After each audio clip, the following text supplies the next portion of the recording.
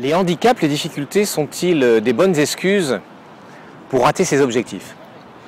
Alors aujourd'hui, je suis au congrès des infopreneurs. Les infopreneurs, ce sont tous ces jeunes, même avec un peu d'âge quelquefois, mais tous ces jeunes entrepreneurs qui réussissent quelquefois de manière incroyable sur Internet et qui, bien entendu, démarrent un jour, traversent des difficultés. Et là, depuis hier matin, certains nous montrent des résultats exceptionnels, extraordinaires. On est à Barcelone, à un endroit qui est magnifique et qui est au bord de la mer et qui est inspirant. Et ce matin, lors du démarrage des témoignages, j'ai voulu montrer deux photos que j'ai reçues hier soir de mon frère Nicolas, que vous allez pouvoir voir maintenant.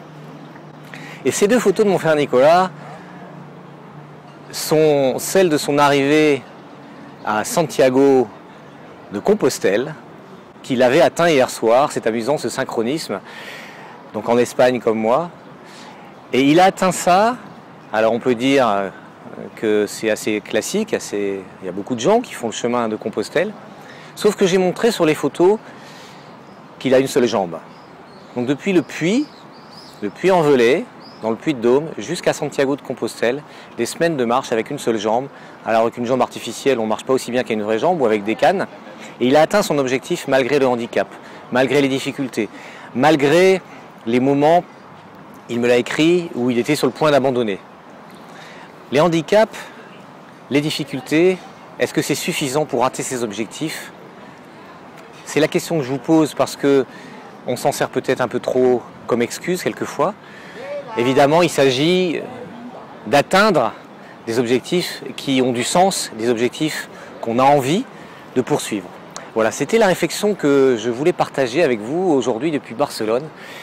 Et posez-vous cette question. Est-ce que mes handicaps, est-ce que mes difficultés me servent d'excuses ou bien ce sont des montagnes à traverser, ce sont des étapes qui peuvent me permettre de me sublimer. Si vous avez aimé cette vidéo, eh bien, tapez sur le bouton j'aime en dessous. Et si vous ne l'avez pas aimé, vous tapez j'aime pas. Voilà. À bientôt sur le site Je suis manager. Au revoir.